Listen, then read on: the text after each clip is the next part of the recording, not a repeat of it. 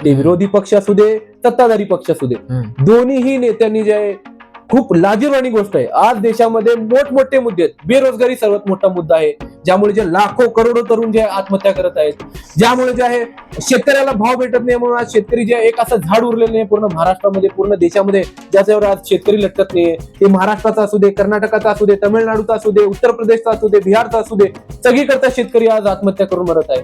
त्याच्यावर तुम्ही चर्चा करत नाही. आज दिल्लीचा AQI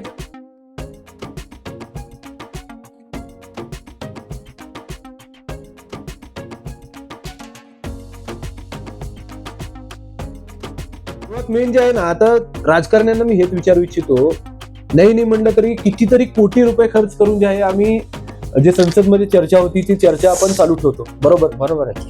हिवाळी अधिवेशन असू दे, पावसाळी अधिवेशन असू दे, उन्हाळी अधिवेशन असू दे, त्या अधिवेशनामध्ये ज्या चर्चा होतात, तर ही सर्वात लाजिरवाणी गोष्ट आहे की या हिवाळी अधिवेशनामध्ये पूर्ण एका दिवसाचं सत्र जे आहे फक्त एक कविता वंदे मातरमवर डिस्कशन करण्यासाठी आपल्या नेत्यांनी घालवली.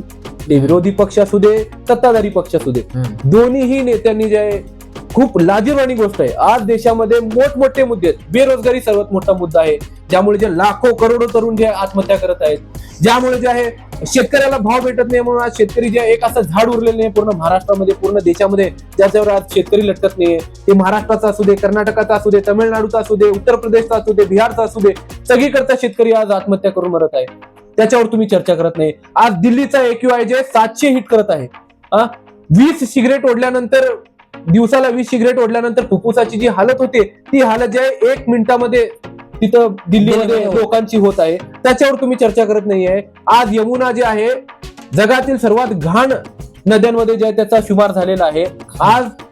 आज महिलांवर प्रचंड प्रमाणात जे रेप होत आहेत, प्रचंड प्रमाणावर जे आहे महिलांवर जे त्रास दिला जात आहे, महिलांना जे आहे सतावलं जात आहे. त्याच्यावर तुम्ही चर्चा करत नाही. आणि तुम्ही जे फक्त एका कवितेवर, वंदे मातरम या कवितेवर, ज्या कविता जी वंदे मातरम जे आहे त्या संसदेमध्ये बसलेल्या 500 प्लस खासदार, 548 खासदारांपैकी 5 खासदारांना सुद्धा चांगल्या प्रकारे बोलता येणार नाही वंदे मातरम.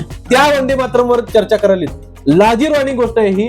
जे महत्वाचे मुद्दे तुम्ही उचलायला पाहिजे, आज आमच्यासारख्या छोट्या मोठ्या कार्यकर्त्यांना ते मुद्दे उचलावे लागले. ही सर्वात मोठी लाजिरवाणी गोष्ट आहे. आम्ही जनता जी आहे पैसे खर्च करून तुम्हाला त्या ठिकाणी कशाला पाठवते? आमचे मुद्दे तुम्ही उचलायला पाहिजे. आमच्या रस्त्यांचे मुद्दे, आमच्या शेतकऱ्यांचे मुद्दे, आमच्या विद्यार्थ्यांचे मुद्दे, आमच्या शिक्षणाचे मुद्दे तुम्ही उचलायला पाहिजे. त्यासाठी आम्ही तुम्हाला त्या संसदेमध्ये पाठवतो. आणि तुम्ही बेलाजिरवाणीपणे तुम्ही एका काय म्हणते बिनलाजी माणसाप्रमाणे त्या ठिकाणी तुम्ही एका फक्त कवितेवर बोलत आहात, जी कविता तुम्हाला स्वतःला पण वाचता येत नाही, ज्याचा तुम्हाला अर्थ सुद्धा माहित नाही. सुजलाम सुफलाम त्याचा अर्थ तुम्हाला माहित नाही, वंदे मातरमचा तुम्हाला अर्थ माहित नाही. काय फायदा आहे तुमचा?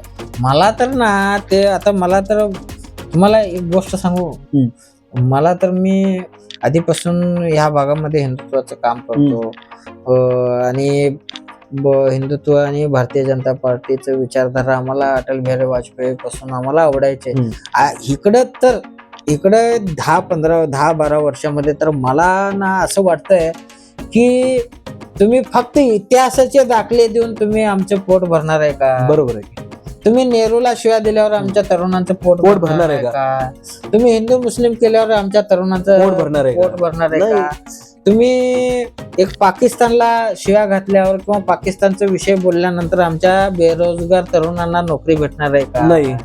मी काय म्हणतो, जे इतिहासामध्ये झालंय, जे इतिहासामध्ये चुका झाले ते झाले. तुम्ही सोडा ना, तुम्ही सोडा त्या विषय, तुम्ही डेव्हलपमेंट कडे या, तुम्ही विकासाकडे या, तुम्ही चांगलं सदृढ समाज निर्माण करा. आम्ही तुमच्या सोबत आहे साहेब. मला मानाच्या नेहरूंवर तुम्ही चर्चा करून काय करणार? राजीव गांधीवर चर्चा करून काय करणार? इंदिरा गांधीवर चर्चा करून काय करणार? तुम्ही आता चर्चा करा, बेरोजगारीवर चर्चा करा, कर्जमुक्तीवर चर्चा करा, शिक्षण डेव्हलपमेंटवर करा. तुम्ही इथल्या महिलांना सदृढ बनवण्यामध्ये प्रयत्न करा. लॉ एन्फोर्समेंट कसं आपल्याला स्ट्रॉंग करता येईल त्याच्यावर चर्चा करा. ते सोडायचं की नेहरूने असं केलंय, त्यांनी तसं केलंय, इंदिरा गांधीने असे केले तसे केले. कोण महत्वाचं आहे किंवा कोण हुशार आहे, मीच हुशार आहे हे दाखवण्याचं आज राजकारण्याचं मीच चाणक्य आहे असं दाखवण्याचा प्रयत्न राजकारणी करत असे कितीतरी चाणक्य जमिनीमध्ये गाडले गेले. कोण टिकत नसते इथं. कोण बघा, शाश्वती काहीच नाही.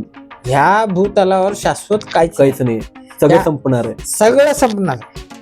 आज मी आहे, मी उद्या नसणार नसणार आहे. आहे. या भूमीवर ज्याचा जन्म होतो त्याचा मृत्यू होतो. मृत्यू होणारच आहे. फक्त तुम्हाला निर्जीव वस्तूच मिळणार आहे. मिळणार आहे. त्यासाठी तुम्ही या सजीव लोकांना, ज्याच्यामध्ये जीव आहे त्या लोकांना कसं चांगलं जीवन जगता येता येईल ह्याच्यावर तुम्ही काम करावं, असं राजकर्त्यांना मला सांगायचं आहे.